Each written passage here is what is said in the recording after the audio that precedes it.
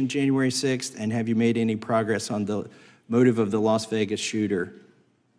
As to the first, it's an ongoing investigation, and we have made progress.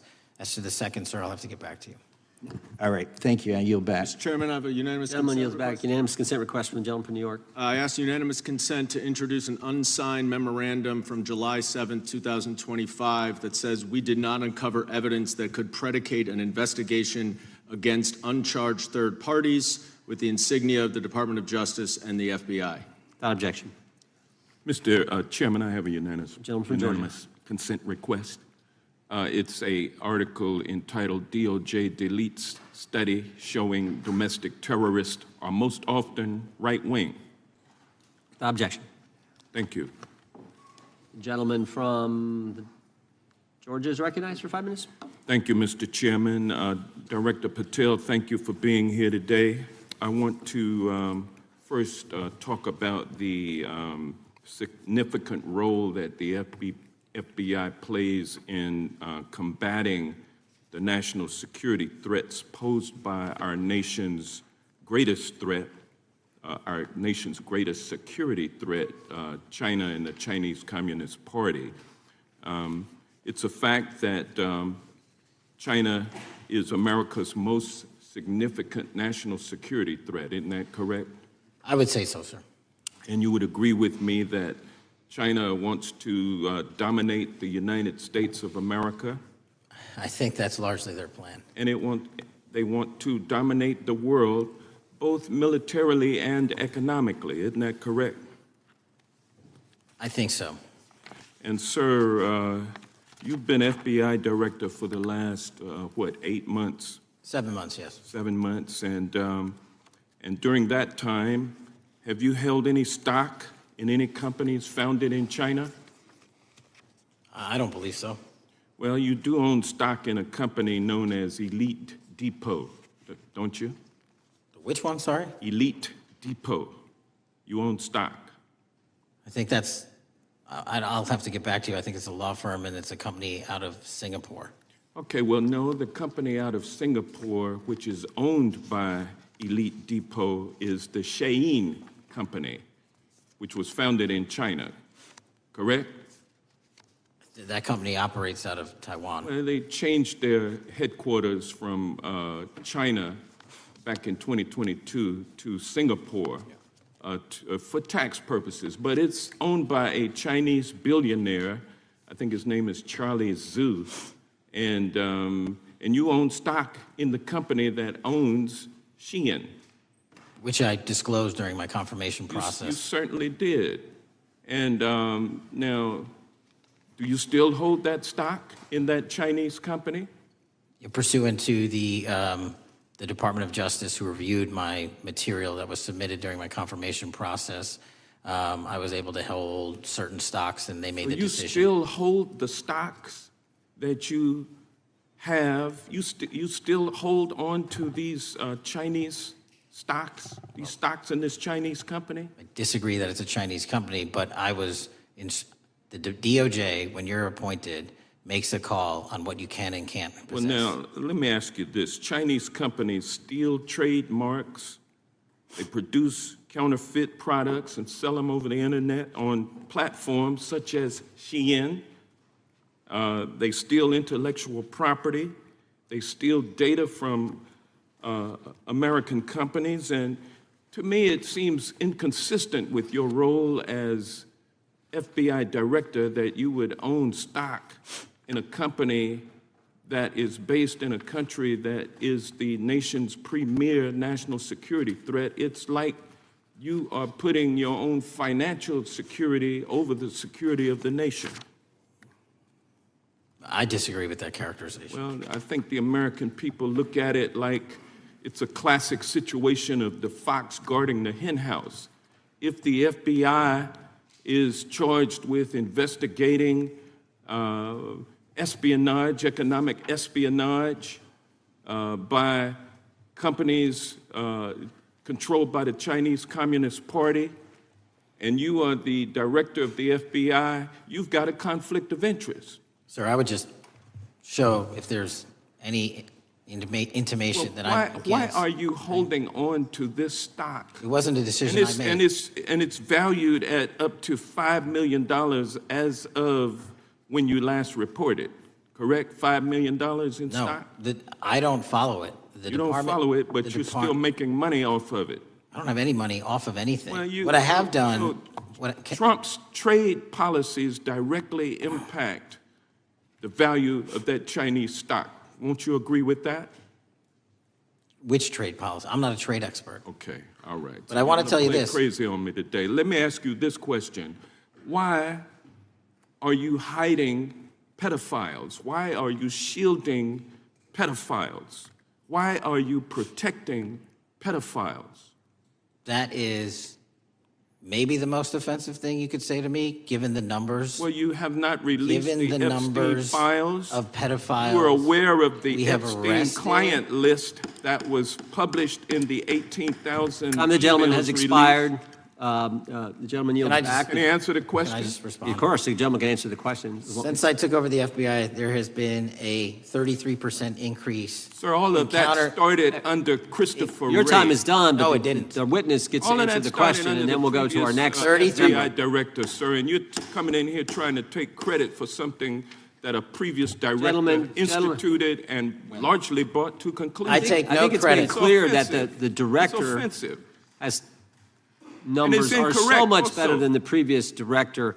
It's Dr. Patel, if you want to I answer take- the question. I take no credit. The men and women of the FBI have seen a 33% increase in the number of counterintelligence arrests out of the PRC. So all of a sudden, with And you the- coming in 7 months ago, and, Gentlemen's time has Heaven on earth. expired. and on sir, the pedophile American public not gonna accusation, go for that. we have arrested 1,500 child predators in the last 7 months. Under That's investigations more than initiated by anybody the prior Appreciate directorship. the director's good work, and we really appreciate that the time the gentleman has expired. We now go to the gentleman from Texas. I thank the chairman. I thank the FBI director for coming before the committee. I assume the FBI director, Mr. Patel, I believe you probably agree with me that there is a significant organized effort on the left side of the political spectrum to advance criminal organizations being able to put more criminals out on the streets. And that what we've seen this in daily action. Are you familiar with the report that came out this last Monday from the Law Enforcement Legal Defense Fund? I'm not familiar with that, sorry. So this report came out this past Monday, and it said that significant amount of the money flowing out of George Soros and other leftist organizations and funders has been funding DAs and prosecutors, and quote, many of these DAs had never managed an office, prosecuted a criminal case, developed organizational policies. In dozens of America's largest cities and counties, this report finds these progressive district attorneys have outsourced core parts of the American criminal justice system to activists and political donors, taking direction and advice on everything from staffing decisions and communication strategy. Organizations, it's a complex web of donors going in through these organizations to put radical DAs and prosecutors out there, putting criminals on the streets. Does the FBI director agree that this exists and is a problem? I will accept the factual representation, and if that exists, it is a problem. The organizations such as TIDES, the Fair and Just Prosecution, Brenner Center for Justice, Partnership for Safety and Justice, the Vera Institute of Justice, the amount of dollars flowing from George Soros through and to these organizations and to the various prosecutors that have resulted in increased crime on our streets, including the brutal murder of the Ukrainian refugee in Charlotte. I bring that up because that is one component of the problem. In addition, we have an organized effort targeting our border. The NGOs, the nonprofits and the deep pockets, the United Nations, charitable organizations, and a long list of over 250 organizations that the Center for Immigration Studies put out that lays out a complex web of organizations that were moving people into our country, knowing that they're dangerous, knowing that they're criminal, associated with taxpayer dollars flowing through the United Nations and donor dollars flowing through organizations, including ostensibly religious ones, putting these dangerous individuals on the street that resulted in fentanyl in our communities, that resulted in the death of Jocelyn Nungare, of hundreds, thousands even, as the director testified, 100,000 people dying from these narcotics every year. All of this in an organized effort, a complete effort by the radical left to use taxpayer dollars and these dollars to put people on our streets. In addition, the extent to which we've seen now with the Southern Poverty Law Center and their hate map targeting, for example, the Family Research Council, where we had a shooting right here in DC over a decade ago, putting Charlie Kirk, putting a target on TPUSA, Antifa, other radical organizations that are very specifically organized in targeting conservatives and ordinary Americans. Well, how about the organized effort to infiltrate our schools and advance a transgender agenda and advance a radical agenda, perhaps one that we will see exposed further in the individual that actually shot Charlie Kirk. So here's my question. Will you as the director, and are you as the director, pursuing all legal channels to follow the truth wherever it may lead on this organized effort, one? And two, do you agree that Congress should take all action necessary to expose this web of dollars that are flowing to undermine our way of life? I got another minute in my time that I'd like to hear from you on this topic broadly. I'll keep it short. Investigatively speaking, we are doing the following. We are following the money. We are following the money in every organization and every person that is violating the federal code. And it doesn't matter what your background or ideology is, we are following the money. We are using legal process to follow that money, issuing subpoenas to follow that money, using grand juries to follow that money. And when we have results to recommend for prosecution to the Department of Justice, we will do that. And we will continue to publicize documents through Congress, yes, when we make these findings. Mr. Chairman, I'd like unanimous consent to insert the record outsourcing justice by the Law Enforcement Legal Defense Fund that I alluded to before. I would ask unanimous consent to add a 2024 list provided by the Center for Immigration Studies on these United Nations and other affiliated groups that are responsible, over 250 of them, for moving individuals into our country in a coordinated effort. I would like a unanimous consent to insert a letter that I sent that currently has 33 members of the United States House of Representatives have signed on it, calling for a special select committee to pursue the organized effort from the radical left to target our way of life and undermine our security by putting criminals on the street and having our borders being wide open and putting us in danger. Without objection. With that, I would yield back. Without objection. Gentleman yields back. Mr. Chairman, I have a couple of unanimous Gentleman's requests. One is a letter from Senator Tom Cotton, dated last year, urging the U.S. to, quote, ensure that data from U.S. companies is not harvested by the Chinese Communist Party through the purchase of Xi'an software and technology. Without objection. And also a statement by Marco Rubio, then Senator Marco Rubio, which warned our UK allies about, quote, Xi'an's deep ties to the People's Republic of China. Without objection. Also, the record crime is down in 2025.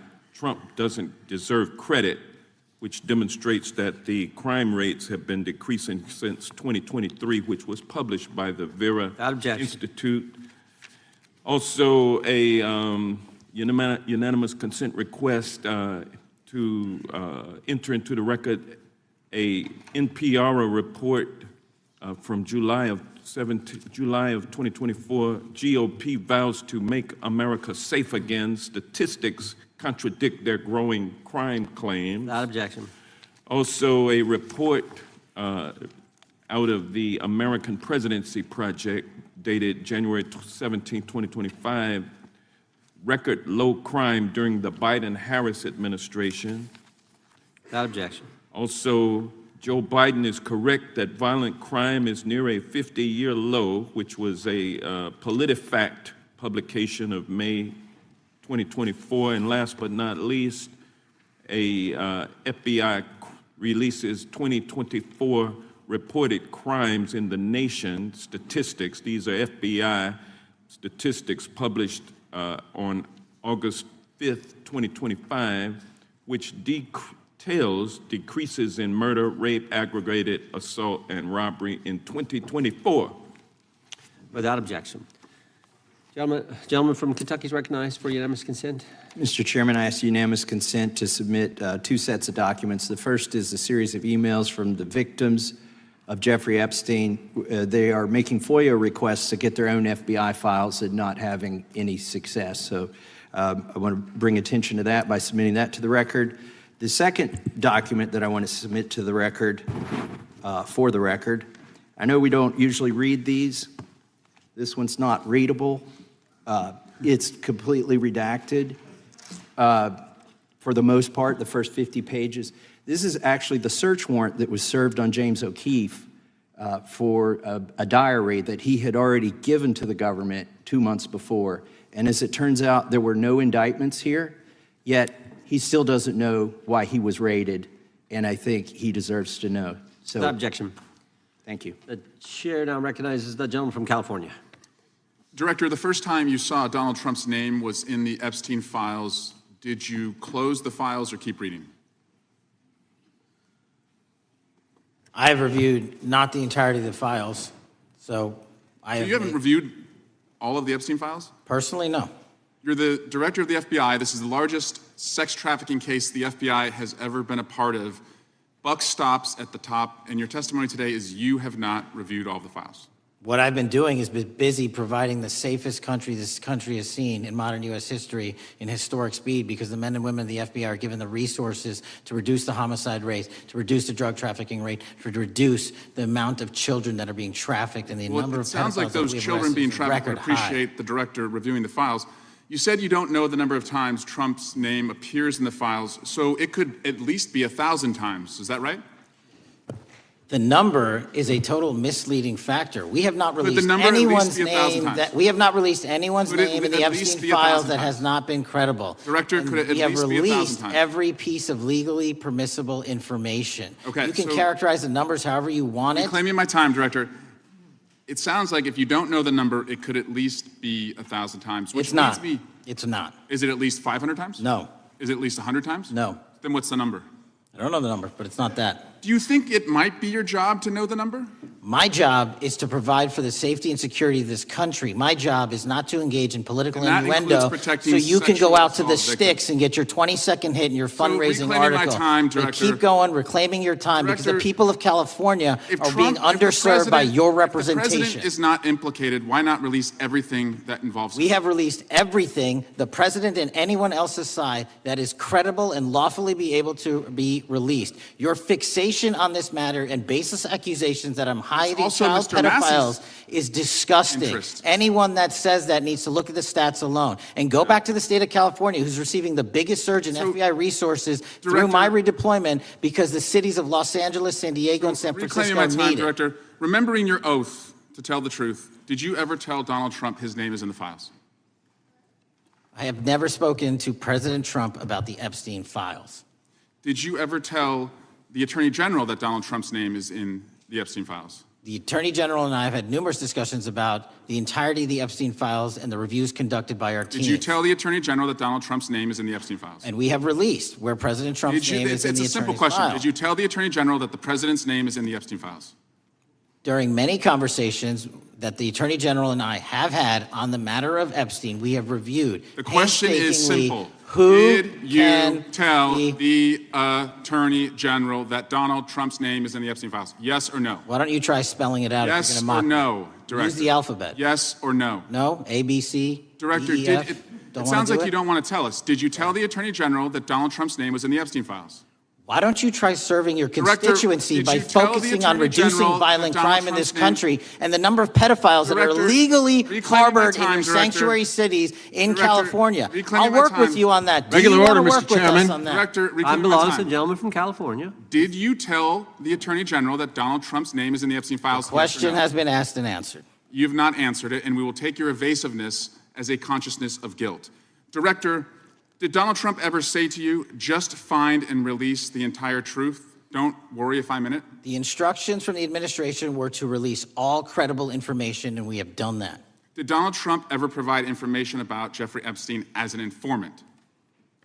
Donald Trump has not been, and I can only speak for the FBI, an informant of the FBI.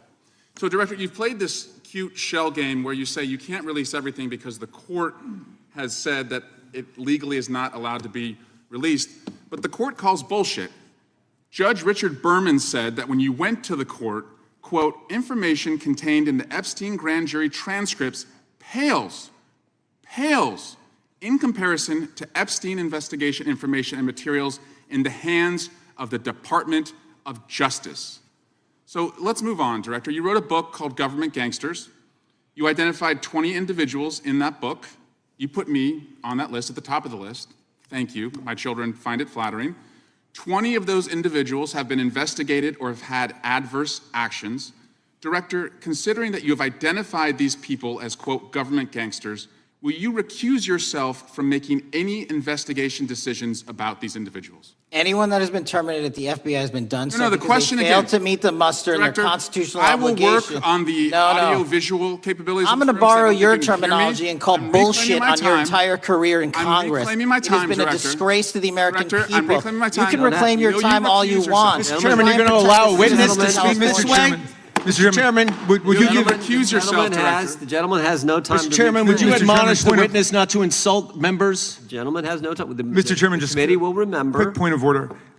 Could the gentleman be extended an additional 20 seconds to complete his thoughts, since the witness decided to interrupt him And continuously? then the witness will be able to respond if he wants. We'll make sure Thank he has you. time to do that. My question Gentlemen, is, continue. will you, Director, recuse yourself, yes or no, from investigating or making decisions about the 60 individuals, including myself, that you identified as government gangsters? Yes or no? Time of the gentleman has expired. The witness may respond if he would like. And the answer was no, as I heard. Correct. Okay. The gentleman from Wisconsin, the gentleman yields back. The gentleman from Wisconsin is recognized for 5 minutes. Thank you, Chairman.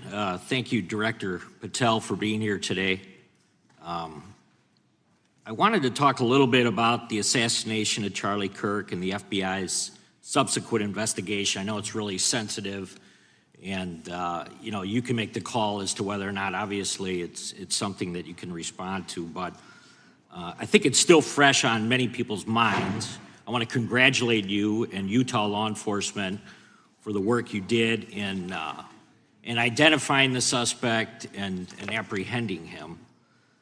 According to public reports, and I think this is what maybe it's, I still have questions about, and maybe the public does. According to public reports, the alleged shooter arrives on the Utah Valley University campus nearly 4 hours before the shooting. Was that your understanding? Is that kind of? I'll let the public reports reflect themselves. I don't have the exact timeline. Okay, so we don't have any idea kind of his prep or how he set up or how he utilized that time when he first showed up on campus? All of those are being currently investigated through our cell phone analysis and through our witness interviews, and the state of Utah has now announced charges seeking the death penalty against its suspects, so we're a little limited in what we can continue to say. Sure, I understand. And the suspect, like you referred to, is then captured on security footage jumping off the roof of the alleged shooting location, the Losey Center. Do we have any idea how the suspect got up on the roof in the first place?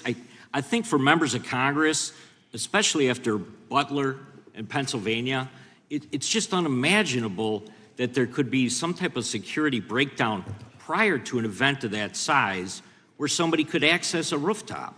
So not commenting on the case, but having gone to the crime scene and walked the steps that we believe were taken, the roof was actually readily accessible through an exterior stairwell, so anyone could have gotten on it. Okay.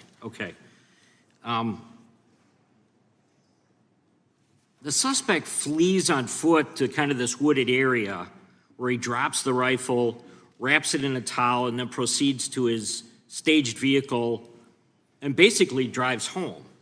So do we have any idea what the towel was about? Was it used later to identify a place where the firearm was left, or do we? What we can tell you is the towel, there was a screwdriver found on the rooftop, which DNA was collected off of, and the towel was found wrapped around the firearm in question in a wooded area next to the campus. All have been processed for DNA. And then, according to the suspect's roommate, there were allegedly messages on instant messaging platforms, specifically Discord, suggesting the towel may have been used to identify that weapon's location. So the public reports have suggested that the shooter acted alone. Do we still believe that that's true? Do we have any idea as to whether or not those Discord messages led us to believe that the shooter may have had help in any way or assistance? I can only speak to the FBI's investigation, and our investigation is ongoing, and we are interviewing any of those individuals involved in that chat and other individuals in the area. Very good. And so my suggestion, if there are accomplices, I'm sure this is something that the FBI is going to continue to investigate fully and thoroughly into the future. Yes, sir. The reason I ask that is because I don't know that that was necessarily the case with Butler, Pennsylvania. So thank you so much for your persistence kind of in this matter. There's still a lot of public questions that need to be asked. Let me shift to another topic very quickly. On July 31st, 2025, the DOJ and the CIA declassified the annex to Special Counsel John Durham's 2023 report on Operation Crossfire Hurricane. The 29-page Durham annex contains previously classified information about, among other things, the investigative referral of the Clinton campaign plan. Why would somebody place documents in a burn bag related to this case? That case is very much ongoing, so I can't comment on the stylization of the evidence we're collecting. Can you comment at all on the Durham annex as I described it? The Durham Annex, which has been publicly released thanks to the FBI's commitment to transparency, is one of the documents that's being utilized. And in general terms, speaking for a burn bag, sir, a burn bag is what you use to put classified documents into generally, because that is literally how you destroy them.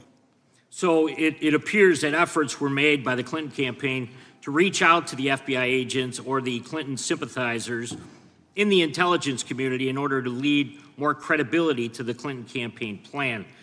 Do you think that's an accurate characterization? Again, I'm not going to characterize that material because it's part of an ongoing investigation. Thanks for being here today. I yield back. Gentleman yields back. Gentleman from California is recognized. Thank you, Director Patel, for being here today. The FBI searched Jeffrey Epstein's Manhattan residence, correct? I believe that happened in 2018. I think there was 2 locations, sir. It's 2019, and in that residence, the FBI found a safe, correct? I don't have the catalog of evidence in front of me. In that residence, the FBI found a safe, correct? I'll accept your representation. Okay. And in that safe, the FBI found topless and lewd photographs of girls, correct? Again, sir, I'll accept your representation. I don't know. Thank you. It was all over the media at the time. There's a New York Times article that says Jeffrey Epstein is indicted on sex charges as discovery of nude photos is disclosed, dated July 8th, 2019. And the Times reports a trove of lewd photographs of girls was discovered in a safe inside financier Jeffrey Epstein's Manhattan mansion. Author Michael Wolff has conducted numerous interviews of Jeffrey Epstein. I'm going to play for you a video clip of what Michael Wolff said Epstein told him was in the safe, and what he showed the author was in this safe. So let's please play that clip now. Elected. I was sitting talking to Epstein, and he said, "Wait a minute, I got to show you something." And then he went into his safe, and he came out with photographs. They were Polaroids, I think, and he kind of spread them out like playing cards, and it was Trump. I mean, I think there were a dozen of them, and it was Trump with girls of an uncertain age at Epstein's Palm Beach house, where all of the things that he would ultimately be accused of took place. And I remember very vividly 3 of them. There are 2 in which Trump is, the girls, topless girls, are sitting on Trump's lap. And then a 3rd in which he has a stain on the front of his pants, and the girls are kind of pointing at it, sort of bent over, laughing. So, Director Patel, I'm going to ask you a very broad and general question. As you know, Donald Trump and Jeffrey Epstein were friends. There are, of course, photos showing Donald Trump together with Epstein, correct? I don't have the entirety of the photographs, but I think they've been photographed in public together. All right. Are there any photos showing Donald Trump with girls of an uncertain age? No. How do you know that? Because that information would have been brought to light by multiple administrations and FBI investigators over the course of the last 20 years. Well, you know what? That's just not true, because no one knew about the creepy birthday message that Donald Trump wrote to Jeffrey Epstein until the Wall Street Journal disclosed it, and then all of a sudden, the Epstein estate provides it to Congress. Well, So certainly, you weren't there at the search. You don't know what Epstein may or may not have done with those photographs even prior to the search. Maybe someone has it. Maybe the Epstein estate has it. You raise a great point. So I'm going to ask you, have you asked to talk to Michael Wolff? You raise a great point. I haven't personally asked to talk to Has the Michael FBI Wolff, asked? but you the to Michael Wolff? FBI, I'll get back to you if the FBI specifically So Michael Wolff asked has ever. about 100 hours of testimony of Jeffrey Epstein. Wouldn't it be good for the FBI to interview Michael Wolff? I'm not saying they haven't, I just don't know.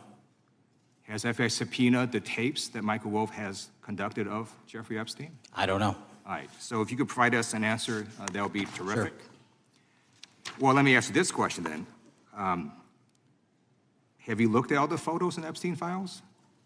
I have looked at all the information that the investigators who investigated this case have provided to run out credible leads. And in the Epstein files, was there that creepy birthday message that Donald Trump had written to Epstein? No, that's what I was trying to tell you. You raise a great point. The estate of Jeffrey Epstein has a voluminous amount of information that they have not released before. Okay, so that's great. So wouldn't it be great if FBI subpoenaed the estate of Jeffrey Epstein for all that information? The estate is under no obligation to provide that material, even pursuant to a subpoena. That's a great point. Yeah, that's just false. Okay. That's just false. You're the frickin' FBI. You can subpoena the information from the estate, and you better do that. I'd like to move literally on. not how it works. I'm going to move on now and talk about Epstein's client list. You confirmed that exists. Attorney General Pam Bondi confirmed earlier this year that it exists. So I just want to ask you a simple question. Is Prince Andrew on Epstein's client list? The material related to Prince Andrew has been made public. Is Prince Andrew on the client list? We have released the index of names All right, that were in Jeffrey Epstein's. Is Donald Trump on Epstein's client list? The index has been released, and the index will speak for So itself. I'm just going to say, America is a huge red flag. The FBI director could not answer Gentlemen. whether Donald Trump was on Epstein's Gentleman's time client has list. expired. I Chair yield now back. recognizes the gentleman from Virginia. Thank you, Mr. Chairman. I want to thank the director for being here and for his work over the last several months, removing the taint of partisanship that has infected the intelligence community over the past several years under the last administration, under the last several directors, standing up for law enforcement, standing up for the brave men and women who work in your agency. But to set the record straight, we have to correct the record. And the record, early days of the first Trump administration saw a dramatic spike in news stories that contained sensitive and sometimes classified details about the FBI's bogus Russia probe, about a leak a day. It's unacceptable that senior FBI officials coordinated to leak classified information to try and harm President Trump. Documents produced to the committee in August of this year revealed that the FBI interviewed a former intelligence committee staffer who gave details on a systematic process through which leaks of classified information were affected by then Chairman, now Senator Adam Schiff. Were these findings escalated within the Bureau's chain of command, and if so, to what level? Sorry, were the findings escalated? Were these findings that were given to us escalated within the Bureau's chain of command, and if so, what level? Did you receive this information? That entire matter is currently under investigation by the people at the FBI that handle leaks of classified information. All right, it's good to know that there is an ongoing investigation. Can you tell me whether these leaks to the media compromised any ongoing FBI investigations during the Trump-Russia probe? I can tell you, generally speaking, the leaks of classified information are detrimental to any work the FBI is doing. Now, former Director James Comey testified before the Senate Judiciary Committee that he had never been an anonymous source, nor authorized anyone to be an anonymous source in news reports about matters relating to the Trump investigation or the Clinton investigation. Was Comey's testimony true? In reference to Director Comey, I'm very limited in what I can say because of what the current status of those matters are with the FBI and the Department of Justice. When I am able to make those public, I will. Can you tell me if there's an ongoing investigation there? Again, without identifying any individuals related to the information you're generally speaking about, there is an ongoing matter that has been under review by the Department and the FBI for some time. because we know that the documents that we received last month revealed that former Director Comey used Columbia University law professor as a conduit to leak stories to the media that contained classified information. Let me move on to the way that the FISA process was weaponized by past directors.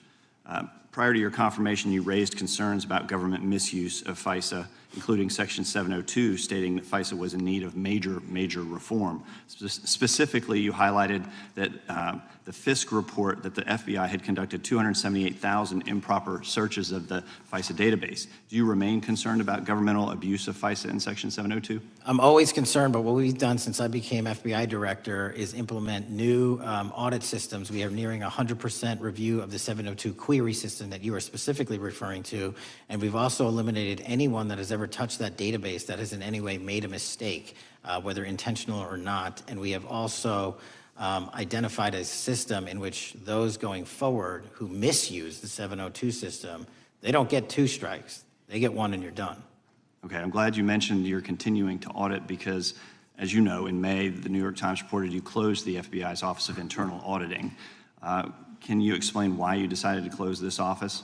Yeah, because under the new restructuring of the FBI, to save resources, there were 2 different places doing the exact same thing. We have a specific division dedicated to audits. I didn't need another audit system doing the audits again. And so we folded some of those folks with their expertise into our specific division and then took the rest of those folks and are moving them out across the country. Under previous FBI leadership, FBI agents were found to have lied to the FISC. There have been hundreds of thousands of violations of the querying standards. In light of past violations, what action is the FBI taking to ensure that similar abuses do not occur in the future? Exactly what I've outlined. You cannot have access to the 702 query system if you improperly queried that system at all at any time in your career.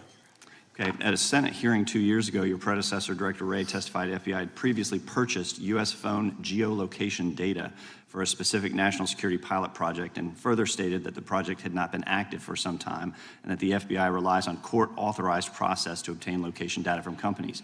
Does the FBI purchase location data or any other data of Americans from data brokers? I don't believe so, but I'll get back to you. Thank you, that'd be important. I appreciate that. I yield back. Gentleman yields back. Gentlelady from Washington is recognized. Thank you, Mr. Chairman. Mr. Patel, before you joined the FBI, you had very strong opinions about what the FBI was hiding regarding Jeffrey Epstein. In a September 2023 interview with Glenn Beck, you said the Black Book is under the, quote, direct control of the director of the FBI. In December 2023, you said, let us know who the pedophiles are. Even for a short time after becoming FBI director, in February of 2025, you tweeted, quote, there will be no cover-ups, no missing documents, no stone left unturned. In June, you told Joe Rogan, quote, we've reviewed all the information, we're going to give you every single thing we have and can. But then suddenly in July, everything changed. You and Attorney General Pam Bondi released one video and said that there was nothing more to see. Your July memo says you uncovered more than 300 gigabytes of data and physical evidence, but that you had decided no further disclosure would be appropriate or warranted. That is a quote. I think what happened, Mr. Patel, is that suddenly you discovered that Donald Trump's name was all over these files, and you started a giant cover-up. So you are under oath, Mr. Patel. You just testified to Mr. Swalwell that you did not speak to the president about the Epstein files. To your knowledge, did Attorney General Pam Bondi speak to the president about what was in the Epstein files?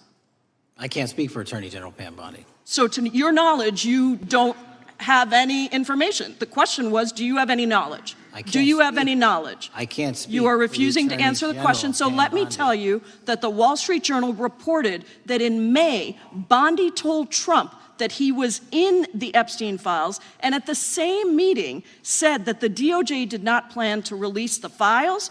Yesterday, you testified to Senator Kennedy that there was, quote, no credible information that Epstein trafficked girls to anyone else, and that you have, quote, continuously and publicly asked the public to come forward with more information, and we'll look into it. Today, in response to Mr. Massey's question, you appear to say that the survivors were not credible. These are survivors. That's not at all what I said. Okay, great. I'm going to ask you this in a second, but let me tell you Okay, about well, the then don't lie about survivors, me. and let's bring them up here into the room. These are women who came to the Hill and testified that they were groomed and raped at the age of 14 and 16 years old, and they called to meet with the president and to meet with the FBI and to have people investigate their claims. Some of them have never testified before. If you are so interested in getting the public to submit any information, why have you not met with them? You said you haven't met with them. Have you met with them? I'll give you one more chance. My job as the FBI director is to Is the invite all answer yes or investigative no leads. to whether or not you met with these women who were sexually abused and raped? Any insinuation by you or any What people is on the your an- side that I am not manhunting child predators and sex traffickers, just look at the Mr. stats. Patel, And you talk Mr. about Chairman, cover-ups, man. Mr. Chairman, you this talk is about my time, cover-ups. and I will take Why- as much time as I Where were want. you during the Instruct Obama the and witness, Biden Mr. administrations Chairman. when these so-called Instruct the cover-ups were witness. going on? Mr. Why didn't Chairman. anyone in those administrations talk to any of these Mr. purported Chairman. witnesses? Let's I get have some regular order, Mr. every Chairman. single person to provide credible information. Time belongs to the gentlelady from Washington. And I'm but gonna when you- take When another you couple accuse of the minutes. witness of something, he's allowed to respond. That's how it works. You say Listen, something, he didn't you say even, something, excuse he's me, allowed Mr. to Chairman, respond. you have always been fair, but this is and I'm not being fair. fair, and you will get No, your- this you will is get your my time. time, and he You will give the said gentlelady that a the few witnesses additional were not credible. seconds of time. I'm going to get an additional minute of time because No, that's you'll how get much what time you he won't get a took. minute. You'll get some seconds. What we think is under 5 minutes. You don't get to demand how Mr. much time you Patel. get. That's not how it works. Mr. Patel, are the victims of the Jeffrey Epstein horrific trafficking ring, are they credible? Any person with information about ongoing I sexual didn't. trafficking. I'm asking you if they're credible. Ma'am, I'm Are commenting they on the credible? evidence we have. But And we have routinely asked for people to come forward with more evidence, and we will look at Mr. it. And the evidence that we have was the same evidence that the Biden and Patel, Obama Justice Departments Mr. had. Patel, And they this is determined, new. not me, they determined Mr. that Chairman, information was not Mr. credible. Chairman, he's not letting me even ask my questions. This You is ask the ridiculous. questions, he gives an answer. You may not like what he says, No, but that I'm doesn't mean you get to asking- he's not interrupt answering him. my question. Mr. Chairman, have could we an- restore the gentlelady 45 seconds so she We can will complete give her her question? additional 30 seconds, which is what I said I'm earlier. going to keep taking my time No, because you'll here's take the time thing. that you get. You get are 30 not seconds. answering the question. The question is, I have. You just don't like the answer. Are these women credible? It's a yes or no answer. I have answered the question. Well, and I what is keep the telling answer? you, I'm the only FBI director that has welcomed new information in this Okay. case. This You're not- administration is the only one that has welcomed any new information in this Is there case. a yes or no to whether Present the new victims credible are information. credible? Present new Are information. the victims credible The victims- or not? I'll tell you what happened in the last Trump Are they administration. credible or not? You can't even Victims say. credibly came forward, and you know what happened? President Trump authorized the indictments President of Jeffrey Trump Epstein, called not them Biden, a hoax. not Obama, President Trump no one called else. the entire thing a Democratic hoax.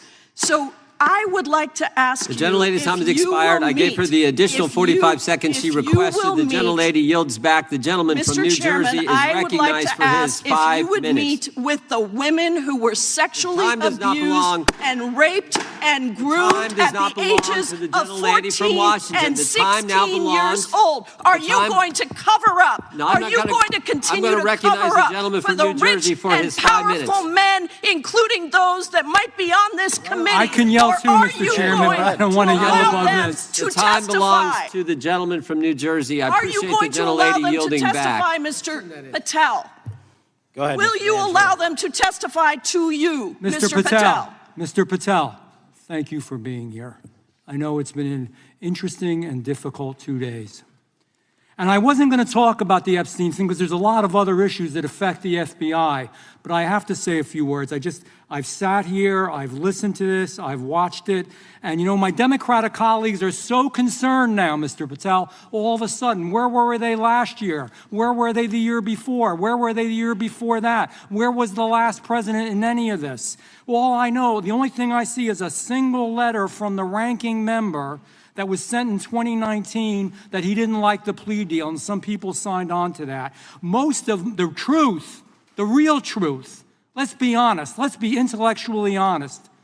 The real truth is we didn't hear from them at all. anybody of them. Hardly any of them ever mentioned it. Some of them didn't mention it at all until the beginning of this year. Earlier in the year it started. Not one Democrat asked Director Wray. We all remember Director Wray was here. Not once, not twice, multiple times. Nobody asked Director Wray about Epstein before this committee. Nobody was that concerned. Where was the concern for the victims then? Where was the moral righteousness then? Where was the outrage then? Where was the sense of duty then? Where was the desire for accountability then? Where was the urgency for justice then? Most of all, where the hell was the integrity then? You know what the truth is. Let's just say it, man. Tell the truth time. The truth is, it's politically useful for them to try to do this now, even though they didn't give a damn about it in the past. And you know what? That's an insult to the victims, and that's an insult to America. Continue to do the work you're doing. Continue to uncover what needs to be uncovered. One real quick thing before I say anything to 9/11. We know that was mishandled by the past director and by the past FBIs. There are family members here. There are family members who are concerned. God Almighty, we want to get to the truth of that. I ask you, please, to meet with them, to talk to them, and to investigate this with truth. You know, in the Biden administration, we went through a very dark and difficult period of time. The FBI trust was broken with the people. Catholics were, this is the stuff we've been talking about, were labeled radical threats for praying in their churches with their rosaries. Parents at school boards were called terrorists for standing up for their children. Hindu holy men in New Jersey. We have the largest Hindu temple in the world. They were attacked. They were put up against the wall with guns to their heads. So it isn't just a Catholic or Christian thing. American Jews were targeted in colleges and universities, and a lot of folks in the FBI, in the past FBI, not this one, didn't give a damn. We can't go back to targeting religion. We can't go back to silencing free speech. The Biden administration did that. So I got questions for you. Hopefully thoughtful questions that you can answer for us in a thoughtful way. How is this FBI now, under your leadership, how are we restoring trust for Catholics, for Hindus, for Jews, for parents, for all the other, for just American people that were targeted by FISA because they had a different viewpoint? How are we restoring that trust in the FBI? Multiple ways, sir. One, and maybe most importantly, is through transparency and providing the American public with the material so they can see, read it themselves as to what the abuses were in the past, whether it relates to the Catholic memo or the Hindu incident you talked about at the largest temple in North America. Any institution of faith and any member of faith will not be investigated by this FBI because they are men and women of faith ever, period. And nor should they. Nor should they. I don't mean to interrupt you, but my God, of all the amendments to the freedom of speech, freedom to believe in what you want to believe in, I know you're standing up for that. Continue. I'm sorry. No, that's it. Sorry. Okay. The Richmond memo was driven by a reliance on sources. The Southern Poverty Law Center, you know, the words sound nice, but the organization's not so nice. And we've seen the Anti-Defamation League distort data that counts as violence. Have you been able to identify and eliminate these kinds of partisan sources? We welcome all sources, but we want objectivity and neutrality and decency in the way we report all this. Have you been able to uncover any information there? How do we make sure our sources are good in the future? We have reviewed the source processes that infiltrate any institutions of faith, and they will no longer be going into institutions of faith. They will be directed towards criminal activity and protecting the homeland, the two most important missions the FBI has, and that's what we're going to continue to do. Good. And I'll say this. There was a lot of bull today, a lot of you know what, and I'm not going to say it because I respect the institution so much going on around here. Continue to do the work of the people. You are here for that reason. The administration is here for that reason. It was weaponized and politicized, the FBI, in the past. I hope to God we never, ever see that again. One of the darkest parts of American history. Thank you, Mr. Patel. I yield back. Mr. Chairman, I have a unanimous consent request. Gentleman yields back. The gentleman from New York is recognized for UC. I would like to introduce a CNN article that explains how an alleged top leader of the MS-13 gang was dismissed. His case was dismissed in Brooklyn so that he could be deported back to El Salvador, even though he was charged with murder. Without objection. Mr. Chairman, I have some unanimous consent Gentlelady from requests. Washington is recognized. I ask unanimous consent to enter into the record an article titled "Justice Department Told Trump in May that his name is among many in the Epstein files." Without objection. I have another one that is a July 2025 article by the New York Times entitled "How a Frantic Scouring of the Epstein Files Consumed the Justice Department," stating that DOJ and FBI employees reviewing the Epstein files were instructed to flag any mentions of Trump and other celebrities. Without objection. And I have another unanimous consent request to enter into the record an August 2025 article by The Guardian entitled "Ghislaine Maxwell Hinted at Epstein's Ties to Trump Officials. Why Wasn't She Pressed for Names?" stating that Maxwell told Deputy U.S. Attorney Todd Blanche that some of the, quote, cast of characters around Epstein are in Trump's cabinet. Without objection. Chair now recognizes the gentlelady from Pennsylvania. Thank you, Mr. Chairman, and thank you, Mr. Patel, for coming before us to testify today. I am concerned by your repeated claims that you're not able to disclose anything further about the Epstein investigation and files, and that there's no evidence of a broader conspiracy or other people who should be charged, because the American people aren't buying that you've been transparent or that there's nothing further to be seen. In your exchange with my colleague, Mr. Roy, you reiterated something that I heard you say yesterday in your Senate testimony, and that is, under your direction, the FBI will always follow the money. Is that right? The money, did you say? Yes. Yes, you said you'll follow the money. That's great. And just now you said you welcome the opportunity to investigate new evidence. So there has been significant recent reporting just in the last couple of weeks that after Jeffrey Epstein was arrested, 4 major banks flagged more than $1.5 billion in suspicious transactions connected to him that suggested a massive conspiracy related to his child sex trafficking activities. Director Patel, has the FBI reviewed the $1.5 billion in suspicious bank transactions flagged to the government relating to Epstein and his co-conspirators? I know the FBI has reviewed numerous SARs. I don't know the totality of that number. Okay, can you provide us with that number? I'll get back to you. Okay. And have you initiated any new investigation of those bank transactions since, say, September 8th, when the new reporting came out? I'll check with the Treasury Department because they're the lead on that.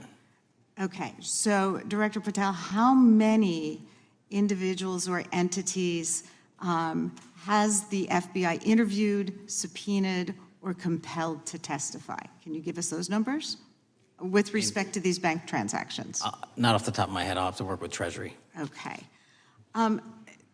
We're concerned, you see, because you say you're going after child predators, but obviously this is how you follow the money, is if you follow the bank transactions that apparently enabled the child sex trafficking. Would you agree? It's one of the valuable investigative tools is to follow the money. Okay. Have Jeffrey Epstein's victims have asked us to ask you whether or not you've investigated Epstein's lawyers, the lawyers who facilitated those payments. Have you subpoenaed or questioned any of those lawyers? So in 2018 and 19, what I recollect is many, if not every one of those lawyers was part of the investigation. But you weren't there at that time, I wasn't right? there. Okay. So can you get us the names and the numbers of who was investigated then with respect to those lawyers? As long as I'm allowed to release it, absolutely. Okay. Well, if we provide you with subpoenas, I assume you can release it. Is that right? We have a current subpoena, and we're working with Congress to provide it. Okay. You've said that the Acosta investigation had an original sin. Mm-hmm. What do you mean by that? Basically, if you're looking at an actual pedophile ring, what you should not do is limit the time frame in which you're legally able to collect information. So search warrants that Mr. Acosta utilized in 2006 and 7 leading to the 2008 plea agreement had a very specific narrow window of years, I think 3 or 4 years. And so information pursuant to legal process wasn't collected for 10 years or 15 years or 20 years. It also, subpoenas were not sent out to hundreds of witnesses at the time, hundreds of victims at the time. None of that was done. None of these people were put in grand juries. And so the totality of information from the jump, instead of being this big, was like this. And that, in my opinion, is not how you run an investigation if you're trying to break a sex trafficking ring. So you're now in charge of the FBI. Why haven't you done that investigation? Great question, and here's the answer. Simply because I am not able to go back 20 years and collect information that the courts had decided was already subject to search warrants. They have said, this was in the investigation, there's a non-prosecution agreement out of that plea, and when the case was reopened, and this is where it comes into play, when the case was reopened in 2018 and 2019, the search warrants, again, were limited to the conduct of Jeffrey Epstein. Now, whether that's right or wrong, that's a different discussion, but I'm telling you that's the information we well, I reviewed. think that is a different discussion, and I think the discussion we'd like to have today is why you aren't following the money with respect to the broader conspiracy that it has been reported in the New York Times and elsewhere, and that if you really want to attack the issue, if you wanted to attack the issue, if you wanted to get to the bottom of it, if you wanted to disclose what really was involved in the Epstein files, the Epstein cover-up, that you would be taking very different actions that you are today. I do want to seek unanimous consent to enter into the record the New York Times September 8th, 2025 article, How J.P. Morgan Enabled the Crimes of Jeffrey Epstein. Objection. And also an article dated July 17th, 2025, in the Epstein case, Follow the Money. Objection.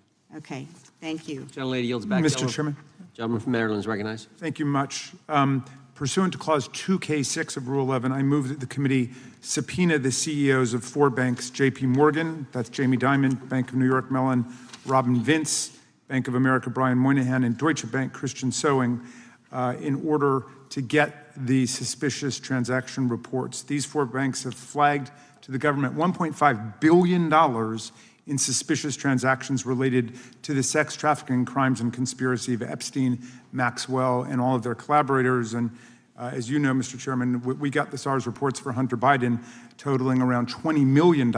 And so these $1.5 billion in SARS reports we should get, especially since the director doesn't seem to be forthcoming. And I request that we do this immediately. I think the director's been very forthcoming. We will hold any motion to subpoena in abeyance until the conclusion of the hearing. The chair now recognizes the gentleman from Texas.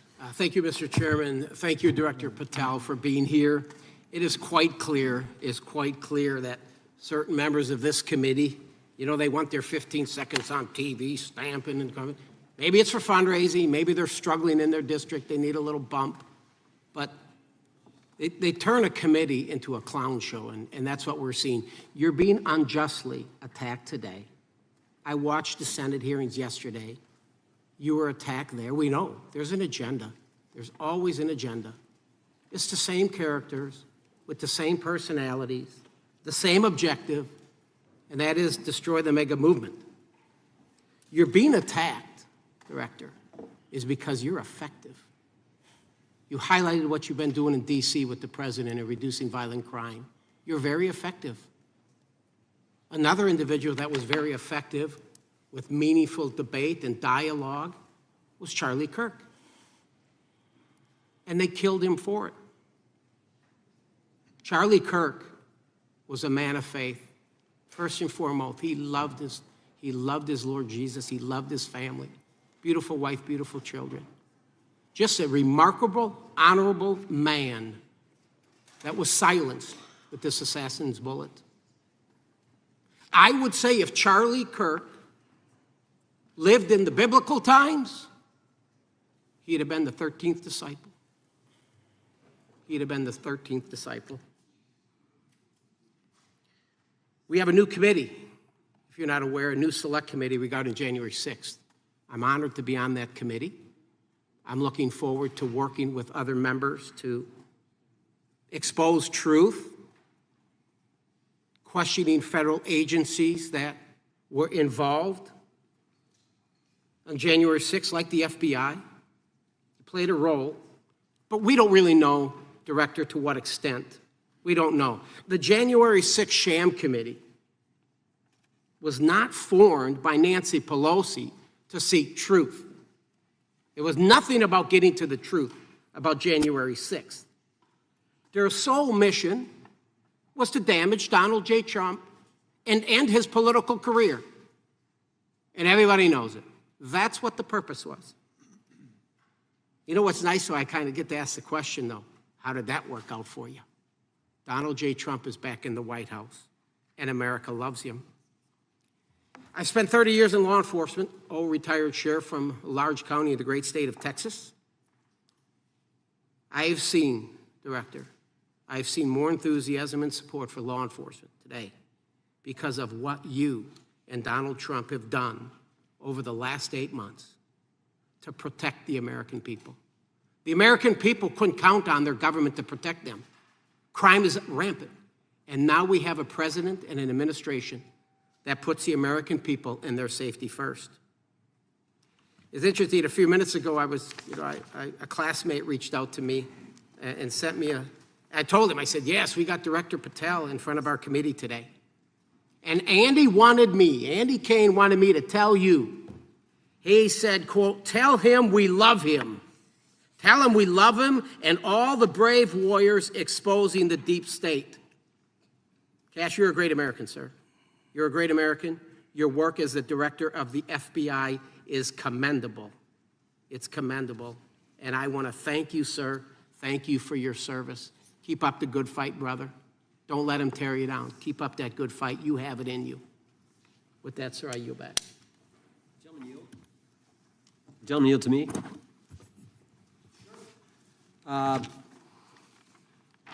Director Patel, there were 26, the gentleman mentioned the select committee, there were 26 confidential human sources at the Capitol on January 6, 2021. 4 entered the Capitol and thereby broke the law. Do you know if those individuals were being paid by the Ray FBI? So we've provided 600 pages of documents to this committee alone regarding January 6th. That's 600 pages more than any of my predecessors. Yep. Generally speaking, confidential human sources are always paid by the FBI. That's how it works. I can't speak to the specifics on each one and how much they make. And we appreciate it. We've reviewed some of that material, and you've given us a lot of material that we didn't get from Director Ray. That specific question, I think, is important to the American people. Were people who were confidential human sources of the FBI who broke the law, one was recommended for prosecution, my understanding is, by the information we've received from you. Were they actually paid by the very taxpayers who may have got charged with the same offense? I think that's important for us to understand. I'll get back to you on that. Thank you. Chair now recognizes the gentleman from California. Thank you, Mr. Chair. Welcome, Director Patel. I want to focus a little bit on domestic terrorism. We have a graph here, data up to 2021, but as you can tell, domestic terrorism is on the rise. Nation, our citizens under threat. We saw the assassination of Charlie Kirk, 2 assassination attempts on the president, school shooting, Minnesota last month, and closer to home, just a couple of days ago, Huntington Beach, peaceful vigil for Charlie Clark, infiltrated by neo-Nazis who essentially made the local individuals attending that event fear for their safety. All of us know that a lot of these domestic attacks are by lone wolves, but yet they do leave clues, social media or elsewhere. Director Patel, you're it. You're the thin blue line. The FBI, your job to protect our citizens back home from those that would harm us. You have to find the needle in the haystack. Takes a lot of work, a lot of resources. Talking to my local sheriff this morning who said they're concerned. Federal cuts to local grants that help them do the job. Then, of course, let's not forget about other threats that are coming before us, like high-tech fraud. Local senior recently was talking to me about a text she had gotten, a demand by the IRS to send a payment immediately, or the IRS agents were on their way to arrest this individual. Pretty gutsy stuff by folks probably from Europe, North Korea, Russia, China, people, okay, going after those precious savings our senior citizens rely on. Yet the president's proposing a budget cut of $500 million or more to your organization, the FBI. You've said that that'll essentially equate to about 1,300 less jobs at the FBI. So I'm going to ask you essentially, what is it that we can do to help you do your job? Little concerned. Friday night lights. One of the events I love to do on Friday nights, go to the local high school football game. Sit there at the stadium and you always say, what if? What if? You're the thin blue line. Can you do your job cutting $500 million from your budget? Thank you, sir. I think we are doing our job, and the distinction is with the budget that we have, we are flexing more resources to the field. California is receiving the largest FBI plus-up of any state in the union due to that plus-up. They're not getting a reduction. No state is getting a reduction. Every state is getting a plus-up. And so I'm utilizing the money that we have to first plus it up. And the empty vacancies that we have, those haven't been filled in years, not under my leadership. Here's my concern. You're going to do well. You're doing more with less, is what you're saying. Yet we're about to vote on a budget that has $88 million more to protect members of Congress, the executive branch, and the Supreme Court. There's a contradiction here. Back on Main Street, we're saying you can do more with less, you can protect them with less money. Yet here in Washington, we're saying we need more money to protect members of Congress. It's a little contradiction here. Or maybe, sir, you ought to talk to leadership about coming in with your management style to protect the Supreme Court, Congress, and the administration. Otherwise, it's essentially a hypocritical situation. We need more protection, yet folks on Main Street can do with less. My concern is folks on Main Street. We also were, I think we received over $300 million in the big, beautiful bill, and we're also receiving pots of money from our interagency, so this sort of $500 million cut isn't entirely accurate. You're still getting cut $200 million plus. You're still moving your agents to do ICE work, so you are leaving a lot of bases uncovered. And I'm not going to be argumentative with you, Director Patel. I'm just saying, if that thin blue line does not hold, people on Main Street will pay the price. I agree with you, sir. And I just look forward to working with you because I am very concerned that these kinds of budget cuts are short-sighted, especially when my local sheriff calls me and says, we need more support, and we're looking at budget cuts. I'll work with you, sir. Thank you, Mr. Chair. I yield time. Mr. Chairman, I have another unanimous consent request. The gentleman yields back. The gentleman from New York is recognized for unanimous consent. I seek to introduce a December 2024 OIG report from the Department of Justice, which confirms the conclusion of the Bill Barr Justice Department that the so-called whistleblower, a disgruntled former employee of the Intelligence Committee, was not a credible witness and there were no further actions taken. Without objection. Mr. Chair, I'd like to submit some items for the record. You bet. Gentleman from California. First one, Trump's deportation diverts FBI agents off child predator cases. Second one, FBI director backtracks on administration's proposed budget cuts.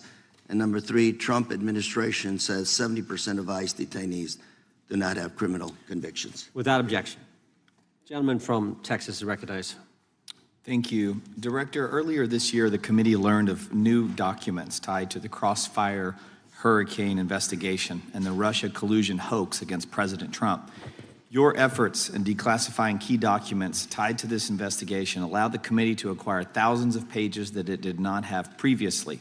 Did any of your predecessors make any effort to declassify these documents? Not to the extent we have. Did any of your predecessors share or leak any details that were classified at the time? There are ongoing leak investigations across the board at the Bureau related to this. I believe one of those is Mr. Comey, and I thank you for continuing that investigation. Among the declassified documents are the Durham Report Annex, the Crossfire Binder, and the Nellie Orr Criminal Referral. Could you summarize for those watching what we know about the Russia collusion hoax so far? Well, sir, I think the record will speak that the Russia collusion matter was perpetrated by a political party to go overseas and obtain information from a foreign intelligence asset, only to have that information, which was demonstrably false, turned over to the FBI, who walked into a federal FISA secret court and asked for a secret surveillance court order and lied to the federal court, and we know that because someone was convicted of it, and only to surveil the political opponent. So that is a massive scandal. We helped expose it. And in terms of the pages of productions, I provided 1,400 pages of production related to Crossfire Hurricane, and my predecessors have provided 0. I appreciate that, and I appreciate your courage and commitment to declassifying these important documents for our review, and hope that you'll continue with this commitment. Can we expect to see more declassification efforts regarding the Crossfire Hurricane and Russia collusion hoax? Yes. Thank you. I yield the remaining balance of my time to Chairman Jordan. Oh, I thank the gentleman for yielding. And Director, that's when it all started, right? The whole Russia, that's when it all began. And then it was Mueller, then it was impeachment, then it was Jack Smith and Fonnie Willis and Alvin Bragg and you name it. But it all started then. And that's why I think the gentleman from Texas wants to make sure we get all the information there. And I want to go back to when it was changed. We talked about this earlier. I just want to read to you what the CIA officer said to the House Permanent Select Committee on Intelligence, quote, Brennan refused to remove the dossier, and when confronted with the dossier's main flaws, he responded, yes, but doesn't it ring true? So that's what he initially said. And then when he was talking to this committee, he said the CIA was very much opposed to having any reference or inclusion of the Steele dossier in the intelligence community assessment. So on one hand, you got a witness who was there who said he refused to remove it even though he knew it was garbage. And then he's, on the other hand, telling the committee, no, we didn't want anything to do with it. It shouldn't have been a part of the intelligence community assessment, which we know it was. You know it was. You found that. Those are two entirely different stories. I think Mr. Brennan has some explaining to do, frankly, what happened there. And I think you said earlier that this whole thing, and I think you said to Mr. Gooden, this whole thing is being looked at as part of this grand conspiracy to undermine the president, whether it's Comey, Brennan, Clapper, former head of the Intelligence Committee, now senator from, whoever it is, that's all being looked at. Is that accurate? Yes, sir. Well, we appreciate that. And part of what's also being looked at, and I think the gentleman from Wisconsin brought this up earlier, what is a burn bag for, by the way? Generally speaking, the intelligence community obviously utilizes and possesses classified documents, but drafts of those classified documents and even ultimate finished products of those classified documents have to be recorded and or discarded. And if they are discarded, the only way we do that, the hard copies, is we literally put them in burn bags that are identified specifically for that purpose, and there is a very exact courier system in which those burn bags are obtained and the material inside is destroyed. So it's to get rid of the material, right? Yes, sir.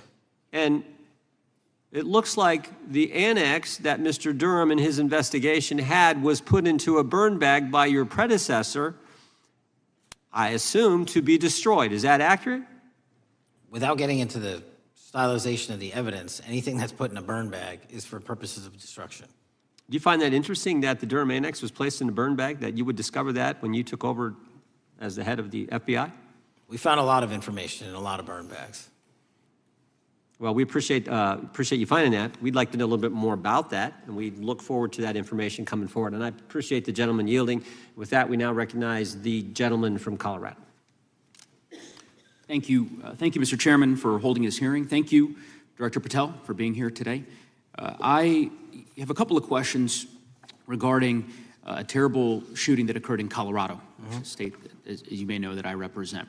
You've testified previously about, I think, what you would describe as your efforts to provide more information regarding the investigation with respect to the horrific assassination of Mr. Kirk. And so, in that same vein, I'm hoping you can provide this committee and my constituents in Colorado with some clarity. Absolutely. I think, as my colleagues know, in Evergreen, Colorado, Jefferson County, a county that I proudly represent, at Evergreen High School, a shooter ultimately injured. 2 students were praying for their swift recovery. There's an article here from Colorado Public Radio. The title is, quote, FBI was already investigating an account that may have been linked to the Evergreen shooter. You're familiar with the circumstances generally, Director, regarding this terrible tragedy. Yes. So my understanding from the public reporting is that an organization reported to the FBI in July of this year regarding, just reading here from the article, that the FBI opened an assessment into a social media account user whose identity was unknown and who was discussing the planning of a mass shooting with threats nonspecific in nature. This is the FBI's statement to the press. And that the FBI continued to work this assessment investigation to identify the name and location of the user up until September 10th, 2025, which was the day of the tragedy. Can you provide us some clarity on what were the impediments to finding, the account user, and maybe describe in greater detail the FBI's work in that regard? Generally speaking, yes, because I know even though the shooter's deceased, the investigation we're not done. Sure. And so the impediments to finding these individuals, and you highlight a great point. We had 2 huge tragedies in the span of days in this country, the school shooting in Evergreen, Colorado being one of them. And proactively going out onto these social media platforms, which are so large, is our biggest impediment. And we need to rely on the service providers. There's actual legislation, I can't remember the name of it, that's up for renewal, which will, and I think at the end of the month, which gives service providers the ability to report that information in from their end without liability. We need that to continue, because while the FBI has so many people and the police are great at doing it, there's just too many platforms to cover down on. Well, I appreciate that, Director Patel, and I think we're certainly, I'm interested in continuing this conversation, because I think the reporting suggests that there's a pattern, and that ultimately, we want to make sure that law enforcement is able to prevent this kind of tragedy from happening in the future. I have a question. It's not meant as a gotcha question, so it just frame it there. But it is in regards to some reporting around a periodic transaction report that you had filed earlier, this year. So this is in July, pursuant to the ethical obligations as a senior executive official. You remember filing that in July? Yes. Yeah, so in that report, as best as I can surmise, you disclosed that you divested, $100,000 or more in a variety of different stocks, which I presume was pursuant to the ethics agreement that you negotiated with the Department of Justice. In that same report, there's a disclosure regarding purchases of 2 different transactions. So between $15,000 to $50,000 in a national coffee house chain, and between $50,000 to $100,000 in a semiconductor company on May 9th and May 12th. Are those transactions that you're doing personally, or are these through a stockbroker, or are these transactions that you're handling yourself? So how they happen is I submit proposals under DOJ guidance to say, hey, I would like to trade this or that, and they run their review, and the FBI runs a review, and then they come back and say yes or no, and then I make the transaction. Is there a reason that you decided to make the purchases into those 2 companies? Generally speaking, before I got this job, I was, trading stocks, but not a lot, like most people, and I just follow certain industries, and I thought they would be a good investment. So the reason why I ask, right, because you had divested in other companies, and I presume that wasn't because there were actual conflicts. It's just that you wanted to avoid an appearance of impropriety. It was both. Both, but not all of the companies were conflicts. Whatever they make divested from. I don't make the call, they make the call. Sure. Yeah. I guess my point would be, the reason why I ask is, why I said it's not a gotcha question, I have for years led an effort here in Congress to try to ban members of Congress, senior executive officials, from trading stocks. And it's bipartisan in nature. We're working really hard to get that done, Republicans and Democrats. And you can understand, I think, given your role, given the nature of the position that you hold as the leader of the largest law enforcement agency in our country, that divesting entirely, not doing day trading now, I think would be something that would be in the interest of the American people. So I just would hope you would consider that, and that moving forward, that perhaps not purchasing stocks in individual companies, I would think would be something that would be worth pursuing. Gentleman's time is... I'm happy to give the witness an opportunity to... Thank you. I'll work with you on it. Gentleman from Alabama is recognized. Thank you, Mr. Chairman. Thank you, Director Patel, for being here today. Newly declassified documents confirm that the intelligence community under President Barack Obama knowingly relied on unverified and fraudulent evidence to manufacture a false claim that Russia, in fact, meddled in the 2016 election. Is there more to be done to uncover the depths and origins of the Russian collusion hoax? There is, and we're doing it. Why should Americans still care about that, Director Patel? Everybody wants to talk about a weaponized bureaucracy, And when we put out the facts about a weaponized bureaucracy, not because I said so, but because we found the FISA documents, because we found the 302s and the 1023s, then it becomes a political football. My job is to continue to put out that information and let the American public read it for themselves when I'm lawfully able to do so. And that's been my commitment on any subject, Russiagate or otherwise. Wherever the law allows me to do it, I will do it. You know, when I first came in 2020, the number one concern as I was doing town halls was the weaponization of the government against the American citizen. And so are there things that you're doing, structural reforms that implementing so that the FBI cannot be weaponized again, whether it's against President Trump or future elected presidents? It shouldn't be weaponized against anyone. And the structural reform is simple. If you're going to go after a political individual or someone seeking political office, there has to be a grounded basis in law and fact to open up a criminal investigation. And if there's not, the investigation isn't even opened. And I've also gone back and reviewed other cases that were opened in prior administrations related to public officials. And we've closed a number of them because we felt that some of these actions were weaponized on either side of the aisle. I felt it wholly inappropriate for the FBI to be playing umpire and referee amongst these decision makers when there was no factual or legal basis to continue those investigations, so I shut them down. And I think that's so desperately needed because we need to restore trust in law enforcement and certainly in the DOJ and the FBI so that the American people don't fear the very government that's supposed to protect them. And so thank you for doing that. On August 11th, you released to the committee documents concerning leak investigations that began in 2017. Do you believe these leaks were accidental or were they intentional in order to influence public opinion against President Trump? When I can publicly make a final decision on that, either through a recommendation of charging that the DOJ makes or findings that I have, I'm able to do so, but they're still not complete. Why did the FBI under Director Comey want to undermine the Trump administration? I don't know. You'll have to ask him. Think it might have been political? How will Director Comey be held accountable for his leaks and classified information concerning the Russian collusion hoax? Well, anyone.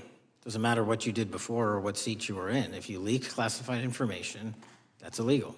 And we will investigate it fully. And if we can bring enough evidence to recommend charges to the Department of Justice, we will. But as you know, in these leak investigations, it's very difficult to produce the information necessary. We know leaks happen. They literally happen every week. It's one of the most destructive things to this country. Media receives classified information beneficial to one side or the other. I'm a fan of none of it, and I want to shut all of it down. And we need to bring some real cases to deter individuals from doing that, and that's my focus. What was Comey's role in creating the ICA? You know, speaking from my memory, as the head of the FBI, he was charged under then Director Brennan, and Director Clapper and the other IC elements to come in with the NSA, CIA, FBI, and ODNI and put together a collection of information on how the information sort of surrounding Russiagate came together. So he represented the FBI in that. Was former Director of CIA, John Brennan, he's denied that the Steele dossier was used in creating the ICA. Is that true? Well, it's, without commenting on him, the FISA has been released, and the dossier was in the FISA. It was in 4 FISAs. So I'll let the public decide. Well, former Director Brennan actually denied repeatedly that he pushed for the Steele dossier to be included in the ICA. Is that true? Denied. I'll let his testimony speak for itself, but then Deputy Director Andy McCabe also testified to the House Intelligence Committee, which has now been declassified, that were there no Steele dossier, there would have been no FISA. Well, my time's getting close, but let me tell you this, sir, and my colleague from Texas said, thank you for the job you're doing. You're making the American people safe. You're restoring trust in these agencies that so many of us had lost trust in. So thank you for the work you're doing. That thin blue line, you're doing a fine job, and we want to let you know we appreciate it. Thank you. God bless you. Lady from California is recognized. Thank you, Mr. Chair, and thank you, Director, for coming here today. And actually, thank you for your response to my colleague from New York who asked you earlier about violent extremism. And you said that there is violent extreme ideology on both sides. And I think you actually alluded to that same statement yesterday in the Senate. So I too have some questions I'd like to ask you. These are not gotcha questions, and just deny, please, what you deem to be false. So Dylan Roof, who followed white supremacist propaganda, murdered 9 black parishioners in Charleston in 2015. Do you deny this? I'm sorry. Dylan Ruth? Roof, can you give me some more information? You're head of the FBI, you probably know this. If you don't know, that's fine. You can give me a reminder. I've got a lot in front of me. It was national news. Robert Bowers murdered 11 Jewish worshipers in Pittsburgh in 2018. I do remember that. And it was the deadliest anti-Semitic attack. So do you admit that that happened? I'm not saying the other thing didn't happen. I'm just asking for a little information. Patrick Cruces, who posted a manifesto about a Hispanic invasion, walked into a Walmart in El Paso, Texas in 2019 and began firing. He murdered 23 people that day, and the youngest was 15. Do you admit or deny that that happened? I'll take your presentation as accurate. All right, well, I have to say all of these cases have been adjudicated. As I said, they are not gotcha questions. These incidents were national news. And as director of the FBI, you have access to all of this information. So in 2022, Peyton Grendon walked into a supermarket in a black neighborhood in Buffalo, New York, and started shooting. He murdered 10 people that day.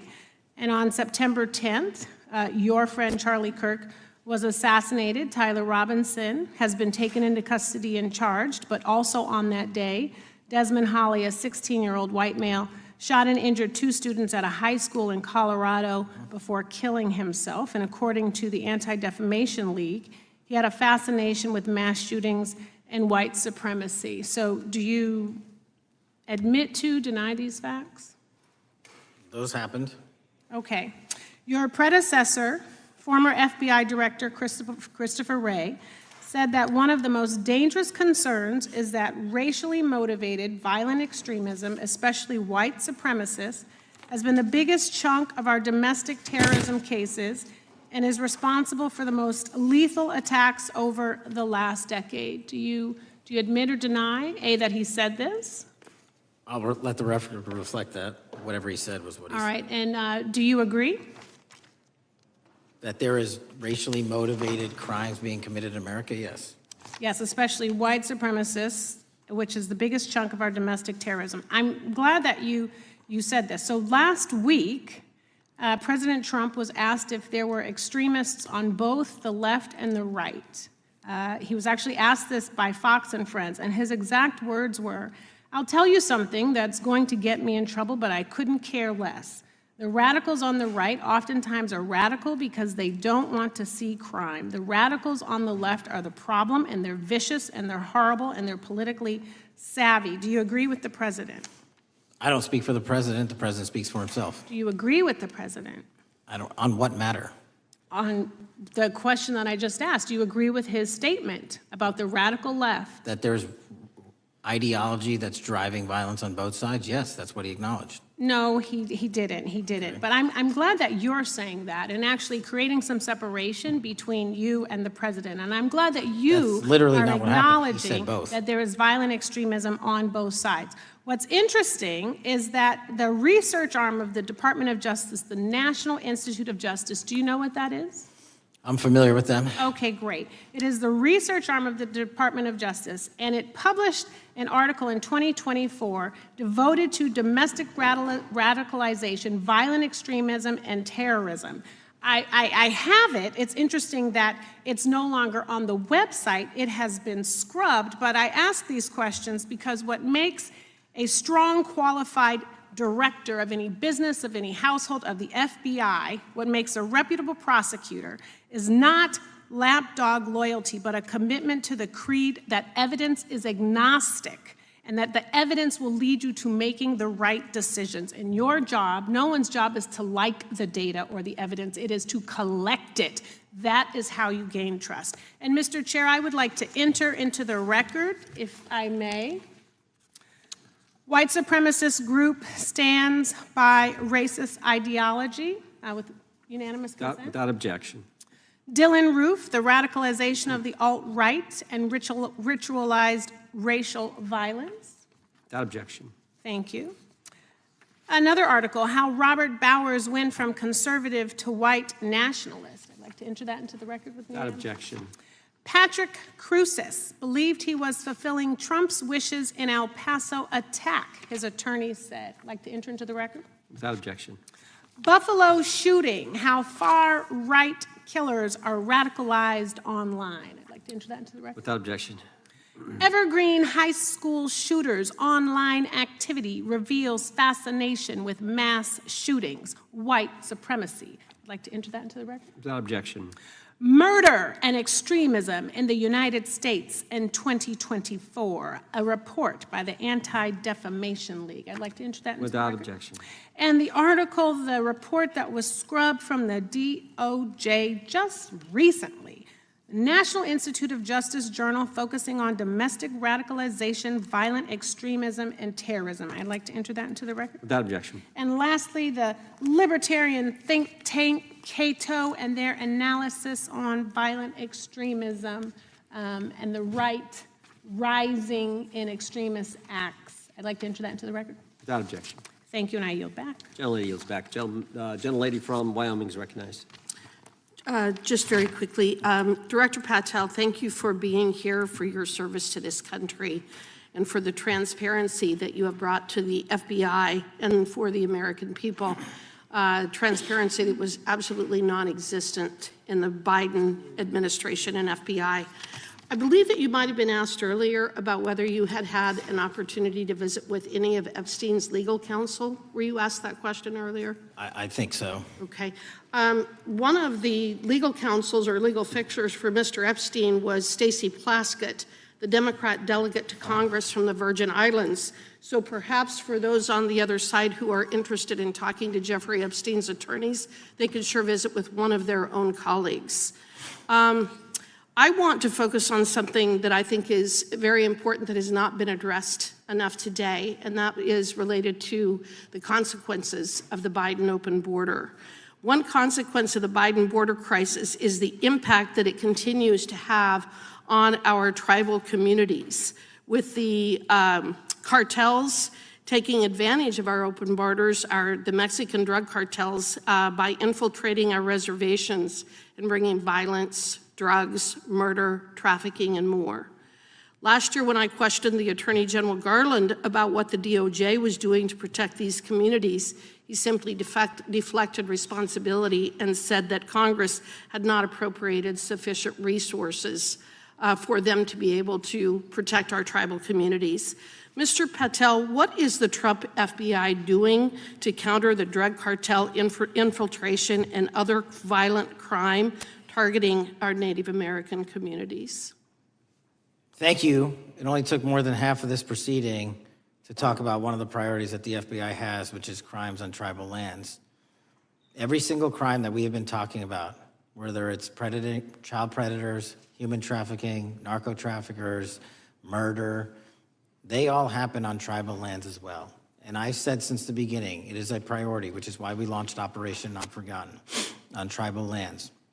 And I'm the first FBI director to meet with the staff and tribal leaders here in Washington, D.C. and elsewhere, and invited them into my office and headquarters to see them, because I need engagement with tribal leadership, and I need our police and FBI agents to be engaging with tribal leadership. Otherwise, we're not going to break through. We have 1,900 Indian country cases open right now. We've got 600 indictments this year alone.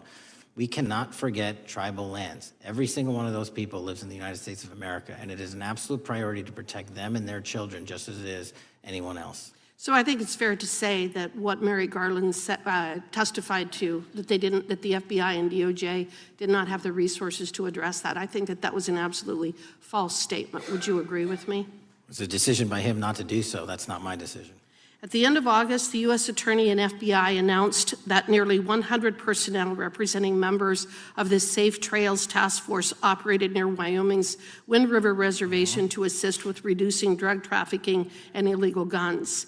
Director Patel, you have routinely stated that it is your mission to partner with and strengthen local and state law enforcement partners. How does the task force and other FBI efforts bring tribal law enforcement into this process? The major problem with tribal lands is the sheer tyranny of geography and the amount of coverage that they have on land versus the personnel they have to do it. So what we've done is constantly surge resources to tribal lands across this country on a 30, 60, 90-day rotating basis, reporting back to us saying who needs more. And what we found is that most of these lands can be assisted by our counter-UAS program, our drone capabilities, and we're going to do it because what's happening is the Mexican drug cartels are literally flying overhead, dropping their cargo, their narcotics onto this land where no one's looking, and then it's being disseminated to children, to youth, to adults on that land and killing them. And we got to stop it before it gets dropped off. Well, and your testimony proves that the Biden administration did not lack the resources to address drug and violent crime in tribal communities or around the United States. It instead expended and wasted these resources investigating parents, Catholics, we now find out Turning Point USA, the RNC, and Republican organizations, rather than protecting our Native Americans by closing the border. Is that fair? I think so. Wonderful, thank you. And I do appreciate the work that you've done in this regard. I was previously the chairman of the subcommittee on Indian and Insular Affairs with the Natural Resources Committee, and safety and security on our reservations and for our tribal members has been one of our priorities, one of my priorities, and I very much appreciate the work that the FBI has done. Let me know if there's anything else I can do to help you, and with that, I yield back. I will, ma'am. Gentlelady yields back. The gentlelady from Georgia is recognized. Thank you, Chairman, and thank you for coming in today, Mr. Patel. In the past few months, the country has experienced a string of horrific, high-profile attacks that have been motivated by racial hatred or political ideology. Shooter attacked the CDC headquarters, firing hundreds of rounds and killing a police officer. An arsonist set fire to the Pennsylvania governor, Josh Shapiro's residence, with the governor and his family actually inside. Minnesota House Speaker Melissa Hortman and her husband were assassinated earlier this year. Clark and Charlie Kirk was murdered last week. Bomb threats have been made against HBCUs and the DNC, and just the list goes on and on. I only have just a few minutes today, so I don't want to take a lot of time to go into all the countless and devastating violent crimes and incidents that have happened at our schools or on our streets and in our communities that have just been happening all year long. Mr. Patel, just yes or no, is this type of political violence ever acceptable in your eyes? No. I'm glad that we agree that these heinous acts designed to instill fear and division in our nation are never, ever acceptable, yet each of these incidents has recently taken place under your watch. The FBI's website states that protecting the United States from terrorist acts is the FBI's #1 priority, including from domestic terrorists. Is this still your #1 priority? Domestic terrorism? Preventing domestic terrorism. Our #1 priorities are protecting the homeland and international terrorism and crushing violent crime, and domestic terrorism sort of interlays between both of those. Okay, so well, then I'm glad that you're giving us the right answer, but unfortunately, your actions kind of tell a different story. Earlier this year, you granted the ranks of the FBI's Domestic Terrorism Operations Section. This is the section of the FBI that is most directly responsible for addressing political violence in our country by preventing attacks from occurring and effectively responding to them if they do. The agents in this section are the ones who stopped an individual stockpiling weapons, who planned to attack schools and churches in Florida and seized bombs made by an ISIS sympathizer in New Orleans. And instead of ensuring that this section has all the resources that it needs at a time when its mission is critical, you fired its decorated veteran FBI agents who have served their country proudly under Republican and both Democratic presidents, and you scrapped the tools that they developed to fight domestic terrorism, including the National Domestic Terrorism Incident Database.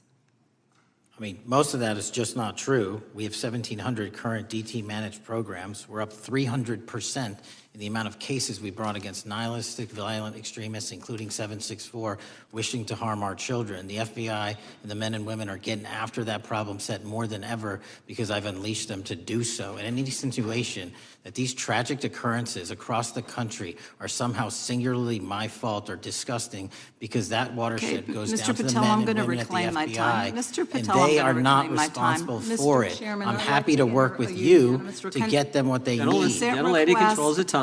Unanimous consent request.